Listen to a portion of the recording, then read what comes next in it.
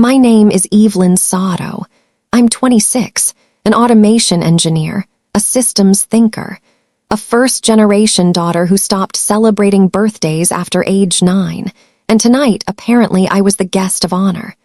Champagne flutes clinked under the warm light of the dining room chandelier. My cousin played piano.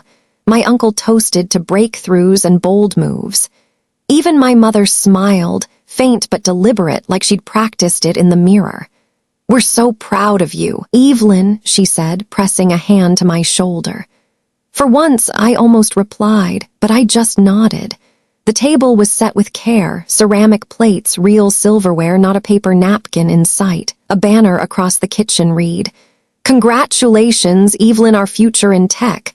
I almost believed it, until they brought out the cake. It was tall, frosted, glossy like something off a Pinterest board. My name was there, spelled right, for once, but it wasn't a message of pride. It was a printout, fused onto edible sugar sheet in Times New Roman. Sato Robotics Non-Executive Role Agreement, Evelyn Sato, Junior Assistant. My fork stopped in midair. Kyle, my younger brother, burst out laughing. "Hey, at least you made it on the cake this time." My dad raised a glass. "She's got a title now," he said. "Formality counts." And my mother, she leaned in, smoothed the top of the cake with the side of her knife, and said, "Thu kai thai v letter 1e la ch letter 1e9c v letter 1e5 dung kong con." There was no silence to break, because no one had flinched. They had meant this, all of it. I smiled, not the kind that curls up with warmth, but the kind that hardens, cold, controlled. They thought this was funny. They thought this was a family joke. They didn't know what I had kept, what I had saved, what I had signed. Not yet. I was 8 when I learned how to solder a circuit board. 10 when I first outperformed Kyle in math. 12 when my parents stopped putting my name on the holiday cards. They said it was to keep things simple. Just the Satos, meaning the 3 of them. When Kyle failed his physics entrance exam, my mom wept. When I passed mine with distinction, she asked if I could help him feel included. By 16, I was building the prototype for the robotic arm that would become the flagship of Sato Robotics. They called it a family effort. At 19, I wrote the first full logic tree for the warehouse drone. At 20, I signed the incorporation paperwork because Kyle wasn't old enough and my parents' finances were a mess.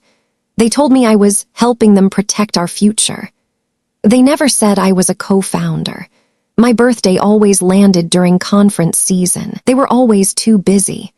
The only cake I remember was store-bought, 5 years expired from the clearance freezer at a gas station. Kyle had used the company card. He got a car when he turned 21. I got a key to the back door of the warehouse, so you can let the repair guys in on Sundays. They always said I was so dependable, but never once essential, never once irreplaceable. I learned to live without candles, without applause, without asking. Just code, just silence, just keeping the system alive. And every time the software failed, every time Kyle tripped over his own incompetence, I was the one they called. Not to thank, to fix. Until the day I stopped answering. Back at the party, someone tapped a fork against a glass. My dad stood up. He cleared his throat like a man preparing for a speech that he believed mattered. "We'd like to officially announce," he said, "that Kyle Sato is now co-founder and strategic visionary of Sato Robotics." Applause, camera flashes. Even Aunt Marjorie clapped, the same woman who once said I looked too serious to be photogenic. Kyle raised his glass and winked, and I didn't move. I just reached for the edge of my chair, steadied my breath. Then someone from across the room, an old college friend I hadn't seen in years, leaned over and asked, "Wait, Evelyn, did they mess up your title on the cake?" Her voice wasn't mocking, just confused, concerned. A second of silence passed. Then Kyle laughed, not a polite laugh, not a family laugh. A loud, echoing, careless kind of laugh, the kind you give when you're too sure no one will ever challenge you. My mother smirked into her wine. That was when it clicked. Not just the joke, not just the cake. but the message. I turned to the friend and said evenly, "No, they didn't mess up. They wrote exactly what they meant." Her eyes widened, and for the first time all evening, someone at that table stopped smiling. But it wasn't me, because I had already stopped years ago. That night I didn't cry, didn't rage, didn't tell anyone. I just went home, took off my blazer, tied my hair back, and opened the drawer I hadn't touched in 5 years. Inside was a slim silver drive scratched on the corners but intact. I had labeled it in Sharpie. Turing 0, my first full architecture. The skeleton code that built our company, the notes, the errors, the patches, the fixes I made in the dark when Kyle was asleep and Dad was too drunk to stand straight. I opened folder after folder, each one like a receipt I never submitted. Diagrams dated a full year before the company was officially founded. My initials on line-by-line system logs, voice memos, time-stamped exports, the first warehouse floor plan drawn in Sharpie on the back of a ramen receipt. My ramen. Then the recording. I'd almost forgotten it, or maybe I never wanted to hear it again. I clicked play. We just need her quiet. Investors like a clean story, Kyle and us, family built, polished. She's brilliant but not marketable. Put her in an assistant role, some back-end title, it'll keep her busy. My mother's voice, my father's agreement. I sat there, listening to them erase me, not with malice, but efficiency. Like I was a decimal point they didn't want in the balance sheet. I uploaded the files to a secure cloud, encrypted, then sent them with one quiet click to a law firm in downtown Seattle, intellectual property, co-founder rights, foundational labor. The subject line read, Sato Robotics Clarification of Origin. And then I closed the laptop. No rage, no smile, just one deep breath. Because some girls keep journals. I kept everything. 3 days later, the lawyer called. Her name was Cara Delmont. Mid-40s, patent specialist. Direct, she didn't start with pleasantries. Just this.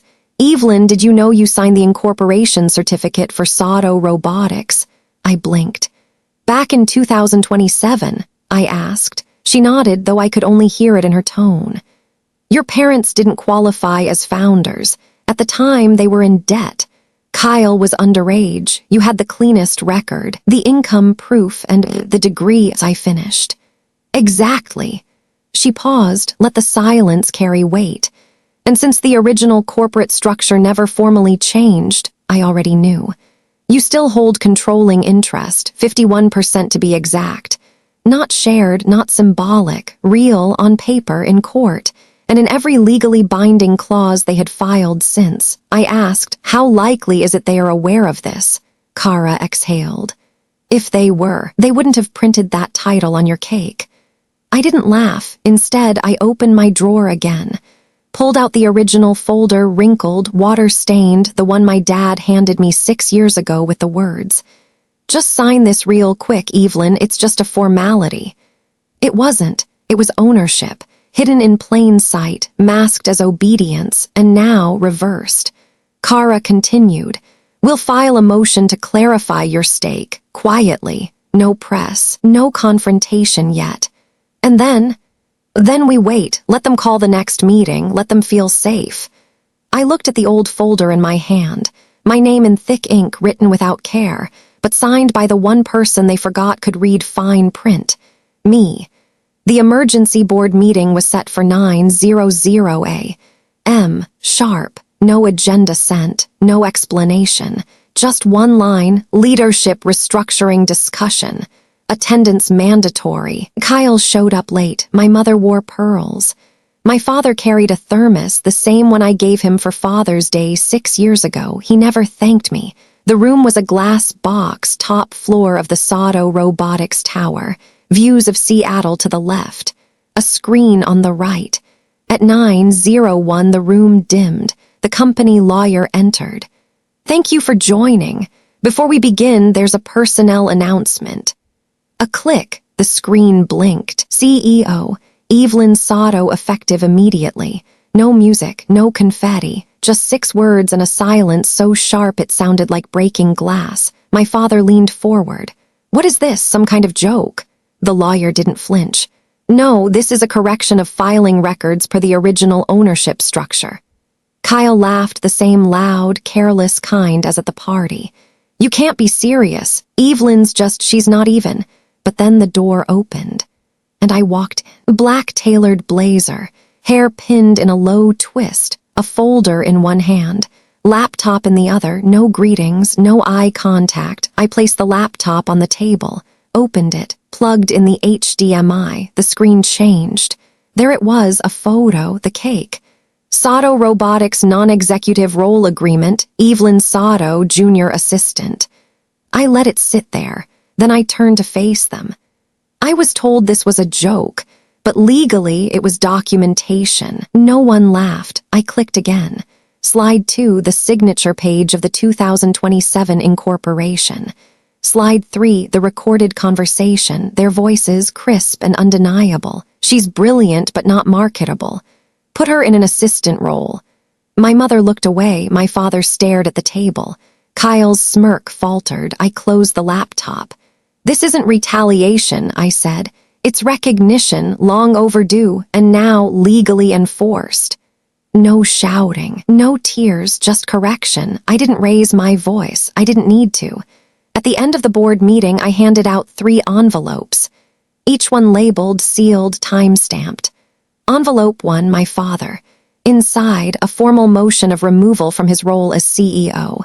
Grounds: breach of fiduciary duty, manipulation of company narratives, and misuse of proprietary designs. No appeal. Unanimously approved, thanks to my voting block. Envelope 2, Kyle. Inside, a demand for repayment. $183,400, personal withdrawals from company funds masked as innovation travel. Receipts, nightclubs, NFT workshops, private sushi chefs. My voice didn't waver. "You have 60 days to repay the full amount," I said, "or we'll initiate civil proceedings." He laughed again, this time smaller, almost automatic, but no one joined. Envelope 3, my mother. Inside, a revocation of her financial oversight privileges. Reason: documented falsification of budget reports, retroactive edits to payroll allocations, and her signature on the non-executive cake file. Her lips parted, but I spoke first. "You made your edits, now I'm making mine." No shouting, no personal attacks, just restructuring, not as punishment but as protection. I closed my folder. "This isn't revenge," I said, standing slowly. "It's correction, systemic, precise, final." I nodded to the lawyer. She disconnected the projector. I turned, walked to the elevator, and pressed the button. It dinged low, soft, clean. Behind me, no one moved. The door opened, and I didn't look back. 6 months later, I moved to Kyoto. No press release. No farewell tour. Just a one-way ticket, a carry-on bag, and a notebook full of designs. I opened a small lab near the river. No investors. No slogans. Just tech that mattered. Robotic aids for the elderly. Quiet solutions. Real lives. People here didn't ask for titles. They called me Evelyn San. That was enough. On my 27th birthday, I bought flour, butter, fresh cream, no fondant, no fake contracts, just sugar and time and choice. I baked the cake myself, nothing fancy. Just soft, warm, real. I wrote on it with a shaky hand, "Welcome home, Evelyn, CEO of your own life." No one laughed. No one corrected the spelling. There was no crowd. Just one candle, one room. And finally, one version of myself I didn't want to edit anymore. I sliced the cake, tasted it. Sweet, not perfect, but mine. And this time I lit the candle, made no wish, and let it burn all the way down.